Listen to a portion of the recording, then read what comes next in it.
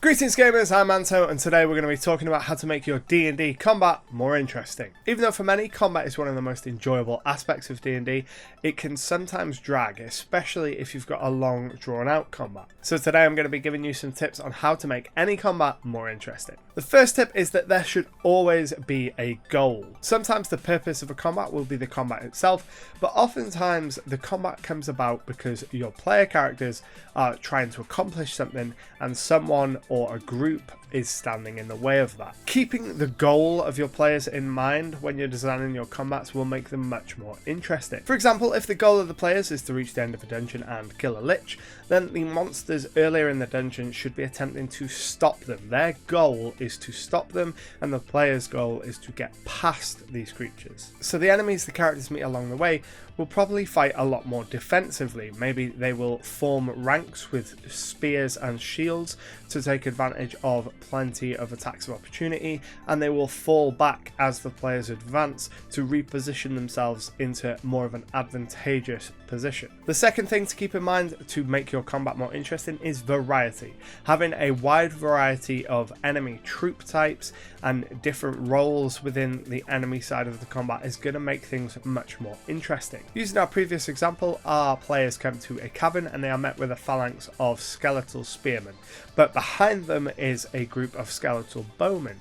Now these skeletal bowmen will be defended from melee combat by this line of skeleton spearmen in front, but they can fire volley after volley over their comrades and into the players and be an inconvenience for those players attempting to get closer. Or maybe there's a bone golem on one of the flanks. If the players just go for the spear wall, then that bone golem has the chance to move around and flank. If they focus too much on the bone golem, the spear wall can move around and flank, and it gives you much more variety of what you can do in the combat because you've got a greater variety of troops. The third thing to do to keep combat interesting is use terrain.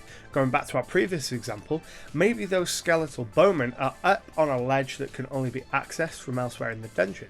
That keeps them completely safe from melee opponents and means that your ranged players or spellcasters have to target those bowmen, or they will just keep getting peppered with arrows. Or maybe the skeleton phalanx is at the top of a narrow path in the cavern, forcing the players into a choke point that allows even more of the skeletons to get an attack of opportunity as the players try and reach their enemy. Or maybe the side of the cavern farthest from the archers has collapsed and that entire area is difficult terrain. The players can go on that side and advance out of the range of the archers, but it means that they will be slowed by the terrain and take longer to achieve their goal. Another great way to add tension and drama and make your combat more interesting is to have events. These are things that change the landscape of the battle, change the flow of the battle, and force the players and the enemies to approach things differently. Maybe once the battle starts to turn in favour of the players, an enemy spellcaster will arrive and they will cast a spell on the ceiling of the cavern, causing the stalactites above to start falling down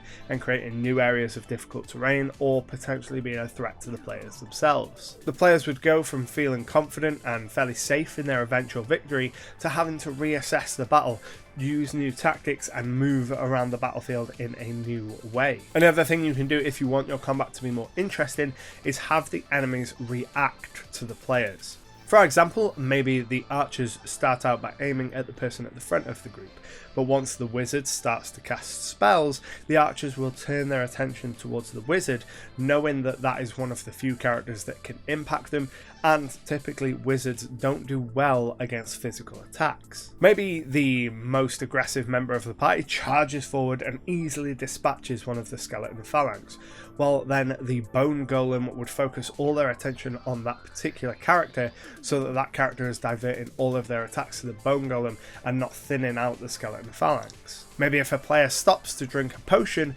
the skeletons will realise that player is weak and order the bowmen to turn their attention towards that player because they might be close to death. Having your enemies react to what the players are doing, change targets, change their tactics based on the player actions is a really great way to make the combat more interesting, but also make these enemies appear more believable as combat troops that have an awareness of how combat works, of the terrain they're in, and how the circumstances of battle changing will change what they decide to do. And finally, if you want your combat to be more interesting, it doesn't always have to end with one side dying. If the players break through the skeleton phalanx, then maybe the bowmen will retreat and reposition to another section of the dungeon where they can ambush the party again. Or maybe the phalanx will fall back to the corridor behind where there's a tighter space, fewer of the players can attack them at once, but they can still make use of their reach weapons. Or maybe they'll break and run down off in the corridor, attempting to bait the party into the traps that are laid there. Never be afraid to have your enemies withdraw. Even the most zealous, the most loyal, the bravest soldier will retreat when they know that it gives them a better chance at victory. By combining all these different elements, you're going to make your combats much more interesting. They won't just be static slugfests where the players hit the enemies hit the players, and it's just a matter of whose HP gives out first. Instead, they will become dynamic, shifting stories that have an ebb and a flow and tell an evolving tale over the course of the combat. I really hope that you found this quick video helpful and got some inspiration for it. I'd love to hear what you do to make your combats more interesting down in the comments below. But until next time, happy gaming. If you're new here and like what you see, make sure to hit the subscribe button. I release new RPG related content every single week. And if you enjoy what I do here, consider supporting me on Patreon. You get access to behind the scenes video, early access to the regular videos, exclusive content, and a whole bunch more. And if you want to keep watching, I've got a couple of videos over there that you might enjoy. And until next time, happy gaming.